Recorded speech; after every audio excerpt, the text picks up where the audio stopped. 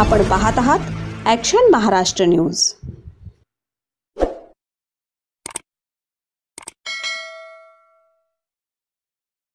आज या ठिकाणी मंचकावर महाराष्ट्र राज्याचे आपल्या सर्वांचं लाडके नेतृत्व महाराष्ट्राचे उपमुख्यमंत्री आमदार अजितदादा पवार यांचे या ठिकाणी आगमन झालेलं आहे। दादांचं वडगाव शहरी मतदारसंघामध्ये महायुतीच्या सर्व कार्यकर्त्यांच्या वतीने सहर्ष असे स्वागत।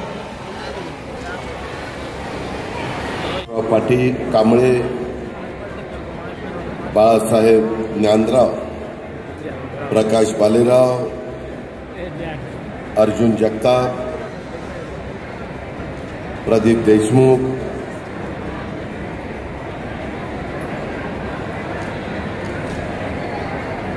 आपल्या महायुतीचे उमेदवार म्हणून ज्यांची आपण निवड केलेली आहे ते विद्यमान आमदार सुनील टिंगरेजी, माझ्या भाजप, शिवसेना, राष्ट्रवादी काँग्रेस, RPI, आठवले, कवाडे असे अनेक जे काही पक्ष आहेत त्या सर्व पक्षांचे पदाधिकारी, सकल मातंग समाजाचे सर्व माझे सहकारी, सर्व वेगवेगळे सेल असतात ते सेलचे सर्व प्रमुख, आजी माजी नगरसेवक, नगरसेविका, कार्यकर्त्यांनो, मायमौलींनो आणि पत्रकार मित्रांनो, सुरुवातीला आजचा दिवस छटपूजेचा दिवस आहे। आपण महाराष्ट्रातले लोक, परंतु उत्तर भारतीय लोक छटपूजेला त्यांच्या दृष्टीने अतिशय महत्त्वाचा दिवस असतो। मी उत्तर भारतीयांना आजच्या छटपूजेच्या निमित्तानं मनापासून शुभेच्छा देतो। आज तुम्हाला सगळ्यांना एकत्र महायुतीचा मेळावा घेण्यामागचं कारण म्हणजे निवडणूक फक्त आता 12 दिवसावर आलेली आहे। आज 12व्या दिवशी सकाळपासून संध्याकाळपर्यंत महाराष्ट्रातल्या 288 विधानसभा मतदारसंघामध्ये मतदान होणार आहे आणि आपल्याला महायुतीचं सरकार आणायचं आहे। आज देशाचे पंतप्रधान नरेंद्र मोदी साहेब धुळे, नाशिकच्या दौऱ्यावर आहेत। वेगवेगळे नेतेगण येत आहेत, मार्गदर्शन करतायत। मधले दिवाळीचे 3 दिवस सोडले तर आता दिवाळी संपलेली आहे आणि आता कार्यकर्त्यांनी कामाला लागलं पाहिजे। वडगाव शहरी हा एकेकाचा ग्रामीण भाग, परंतु त्याला एक वेगळं आगळं महत्त्व आलेलं आहे। मोठ्या प्रमाणावर नागरीकरण झालेलं आहे। ITच्या वेगवेगळ्या कंपन्या आलेल्या आहेत, इतर वेगवेगळ्या कंपन्या आलेल्या आहेत, विमानतळ जवळच आहे आणि त्याच्यामुळं ह्या मतदारसंघाला एक अनन्यसाधारण महत्त्व प्राप्त झालेलं आहे। इथं पाठीमागं सुनील टिंगरेंनी 5 वर्ष प्रतिनिधित्व केलं, त्याच्या आधी 5 वर्ष जगदीश मुळीकांनी या भागाचं प्रतिनिधित्व केलं, त्याच्या आधी बापू पठारेंनी प्रतिनिधित्व केलं।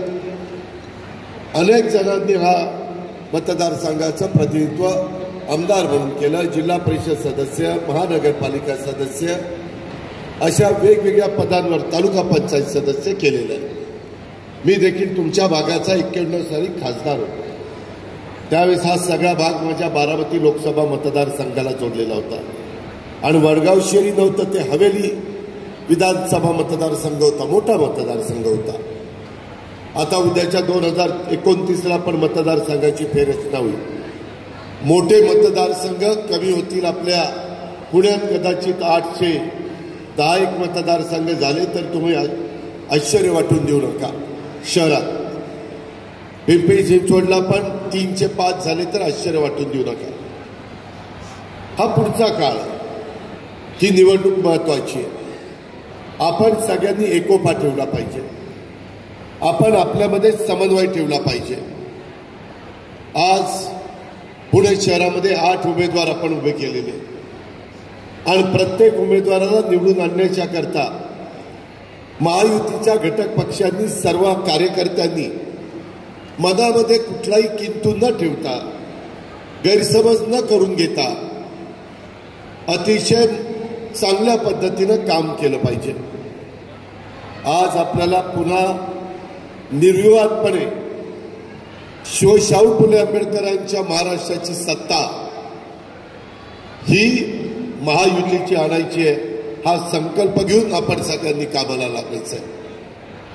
काही ठिकाणी अजून म्हणावं तसा आळस झटकून कार्यकर्ते कामाला लागलेले नाही आहेत. तुम्ही एक गोष्ट घ्या लक्षात. मला आठवत आहे की मागे आम्ही राष्ट्रवादीमध्ये असताना अनेक जण उमेदवारी मागत होते. त्यावेळेस जगदीश मुळीक उमेदवार होते भारतीय जनता पक्षाचे. आम्ही महाविकास आघाडी आणि महायुती अशी लढत होती. परंतु त्यावेळेस बापूसाहेब पठारेंना आम्ही तिकीट नाकारलं. का तर त्याच्यापेक्षा उजवा उमेदवार म्हणून सुनील टिंगरे आम्हाला भावला आणि त्या ठिकाणी त्याला उमेदवारी दिली. तुम्ही त्याला निवडून दिलं. आज खरं तर जगदीश मुळीकांना पण आमदार व्हायचं होतं, सुनीलला पण आमदार व्हायचं होतं, इतरांची पण वेगवेगळ्या पदावर काम करण्याची मनापासूनची इच्छा आहे. आणि इच्छा का असू नये, शेवटी ध्येय काहीतरी मनामध्ये असलं पाहिजे. काहींचं उद्याच्याला महानगरपालिका किंवा वेगवेगळे महामंडळं, वेगवेगळ्या ठिकाणी विधान परिषद अशाही पद्धतीनं असू शकतं. एकनाथराव शिंदे, देवेंद्रजी फडणवीस आणि मी आणि चंद्रशेखर बावनकुळे आणि सुनील तटकरे आम्ही ज्यावेळेस रामदास आठवले आणि बाकीच्या सगळ्यांच्या सहित बसलो की बाबा आता कशा उमेदवारी द्यायच्या, आम्हाला जरा तारेवरची कसरत करावी लागली. काही सिटिंग होते, काही ठिकाणी सिटिंग असताना तेवढ्याच ताकदीचे दुसऱ्याही पक्षाचे उमेदवार आपल्या महायुतीचे होते. ती गत वडगाव शेरीला झाली. आणि आता इथं कसं करायचं, साहजिकच विद्यमान आमदार म्हणून सुनील टिंगरेंना उमेदवारी मिळाली. जगदीश मुळीक पण तेवढ्याच तोलामोलाचे. लोकसभेला पण त्यांच्या नावाची चर्चा ही जे काही भारतीय जनता पक्षामध्ये चाललेली होती त्याच्यात मुरलीधर मोहोळ होते, जगदीश मुळीक होते, इतर काही सहकारी होते. परंतु पक्षाने मोहोळांना उमेदवारी दिली, ते खासदार झाले. त्याच मोदी साहेबांच्या मंत्रिमंडळामध्ये आपल्या सगळ्या पुणेकरांचं प्रतिनिधित्व करतात, महाराष्ट्राचं प्रतिनिधित्व करतात. उमेदवारी अर्ज मागे घ्यायचा दिवस होता 4 तारखेचा. आम्ही सगळेजण एकत्र बसलो होतो.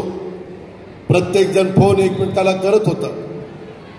3ला काही मिनिटं वेळ असताना आपल्या इथं एकोपा राहावा म्हणून अमित शहांनी भारतीय जनता पक्षाच्या तमाम कार्यकर्त्यांची, नेते मंडळींची मीटिंग बोलवली होती.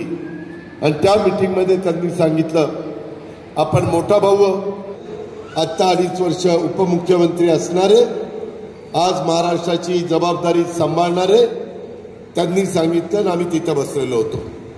त्याच्यामुळे आम्ही पण ऐकलेलं आहे. वडगाव शेरीकरांनो, आपल्यामध्ये अंतर पाडण्याचं काम केलं जाईल, दुही माजवण्याचं काम केलं जाईल, फूट पाडण्याचं काम केलं जाईल.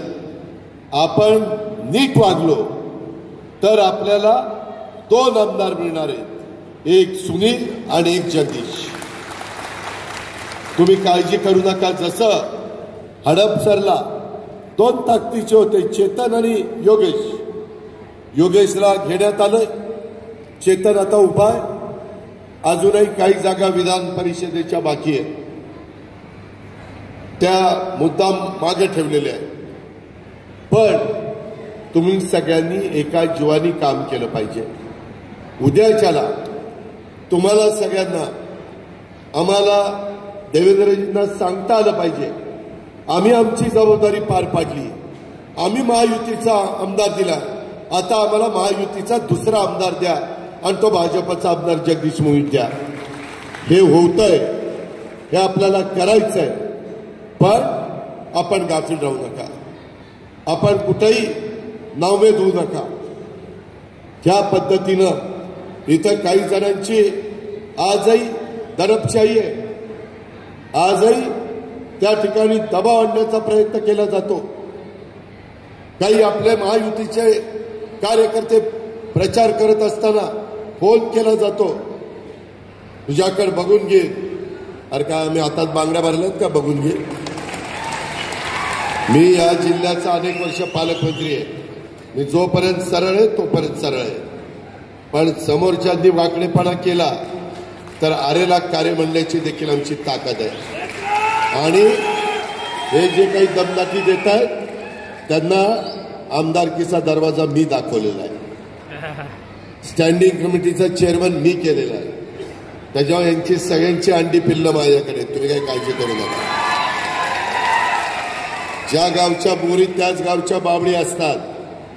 तुम्ही फक्त मजबूतीनं राहा, तुम्ही गाफील राहू नका. आपण केंद्र सरकार आपल्या विचाराचं आहे. मोदी साहेब 4.5 वर्ष तिथं अजून सरकार राहणार आहे. पुढे एनडीएचं सरकार येणार आहे. महाराष्ट्राला भरभरून देण्याचा त्यांचा प्रयत्न आहे. पहिल्याच कॅबिनेटला वाढवण बंदर 75,000 कोटीचं त्यांनी आपल्या महाराष्ट्राला पालघरचं त्या ठिकाणी दिलेलं आहे. त्याच्यातून 10 ते 12 लाख मुला मुलींना रोजगार आणि संपूर्ण देशाला त्या बंदराचा उपयोग निर्यात आयात करण्याच्या बाबतीमध्ये होणार आहे. जगातल्या 10 बंदरापैकी एक ते बंदर आहे. आम्ही स्वतः पंतप्रधानांच्या बरोबर एकनाथराव शिंदे, देवेंद्रजी, मी आणि आम्ही बाकीचे सगळे आपल्या महायुतीचे घटक पक्षांचे सगळे सहकारी तिथं हजर होतो. स्वतः पंतप्रधानांनी भूमिपूजन केले. आपलं स्वागत देखील करतो. माझ्या मायबाऊनी एवढ्या मोठ्या संख्येने उपस्थित झालेल्या त्या माझ्या बहिणींना पण सलाम करतो आणि आपली रजा घेतो. जय हिंद, जय महाराष्ट्र. सत्य बातमीसाठी बघत रहा ॲक्शन महाराष्ट्र न्यूज.